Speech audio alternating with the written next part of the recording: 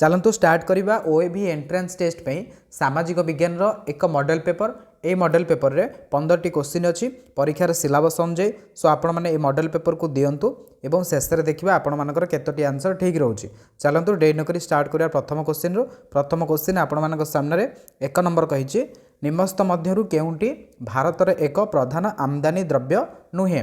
देखंतु तंबा दस्ता और जंत्रास ए तीनोटी जाक आमदानी करा जाय थाए किंतु अभ्र को आम देशरू अन्य देश को रप्तानी करा जाय थाए। ताले ऑप्शन नंबर डी हो सठिक आंसर। नेक्स्ट क्वेश्चन देख 2 नंबर क्वेश्चन भारतर पूर्व भागरे थिबा एक बंदर हेउछि कौन। देख भाई हलदिया पानाजी मार्मागावा और कोचिन। देखो हलदिया जो अच्छी ताहा आमर पश्चिम बंगरे अच्छी और पश्चिम बंगटा कौटी ना पूर्व भागरे अर्थात ऑप्शन नंबर ए हो आमर सठिक आंसर। आउ पूर्व भागरे कोटा कोटा देखो आम ओडिशार जो पारादीप बंदर होगला आउ आंध्र प्रदेश होगला विशाखापट्टनम एगुड़े हूँ पूर्व भागरे अच्छी ठीक अच्छे और कोचिन एम हूँ पश्चिम भागरे बंदर अच्छा।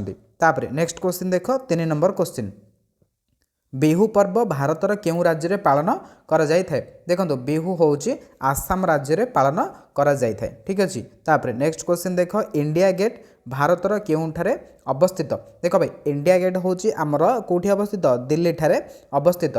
जदि पचार था गेट वे ऑफ इंडिया कौटी अच्छी ताहले सेटा सठिक उत्तर होता कौन ना ऑप्शन नंबर सी होता आमर सठिक आंसर। बुझीपाल।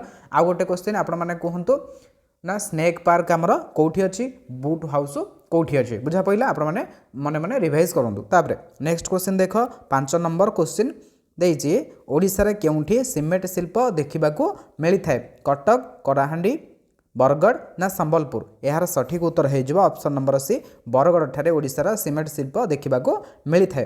तापर नेक्स्ट क्वेश्चन देख देइछि गोडर ठारे थिबा अभ्रखणी केउ राज्य रे अवस्थित। देखो भाई गोडर जो अभ्रखणी अच्छी से राज्य रे अवस्थित ना आंध्र प्रदेश ठारे अवस्थित ऑप्शन नंबर सी हो यार सठिक आंसर। तापर नेक्स्ट क्वेश्चन देख 7 नंबर क्वेश्चन से कही बंगोपसागर आरब सागर भारत महासागर रे मोट केतोटी द्वीपपुंज रही अच्छे। देखो एठारे मोट हूँ 300टी द्वीपपुंज अच्छी है। तापर नेक्स्ट क्वेश्चन देख 8 नंबर क्वेश्चन भारतर उच्चतम श्रृंगर नाम कौन। देखो भाई एवरेस्ट केटू देवमाली और कौन सीटी नुहे। देखो एथरे देख जदि एवरेस्ट देखा जाए ताहले आमे कौन ना ध्यान सहित यहाँ कराया पड़ो कहीं भारतर पचार जदि पचार पृथ्वीर उच्चतम श्रृंगर नाम ताहले एवरेस्ट होता किंतु भारत जेहेतु पचार कौन केटू बा Godwin Austen option number B हो सठिक आंसर ठीक अच्छे।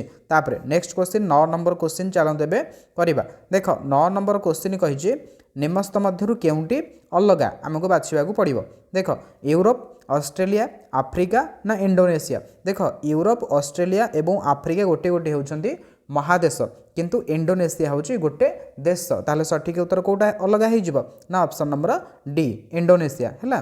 तापर नेक्स्ट क्वेश्चन देख 10 नंबर क्वेश्चन 10 नंबर क्वेश्चन कही भारतर एक स्थल भाग जहाँकि आरब सागर रे अच्छी ताहार नाम कौन। देखो यार सठिक उत्तर हो लाक्षाद्वीप हो सठिक आंसर कहीं अंडमान अंडमान और निकोबर सेटा कौ सागर रे अच्छी ना बंगोपसागर रे अच्छी। एठार देखो मालदीप गोटे हूँ आम भारतर सेटा अंश नुहे सेटा अन्य एक देश मालदीप है। ताहले आरब सागर रे कोटा लाक्षाद्वीप और बंगोपसागर कोटा अंडमान और निकोबर द्वीपपुंज अवस्थित अच्छा ठीक अच्छे।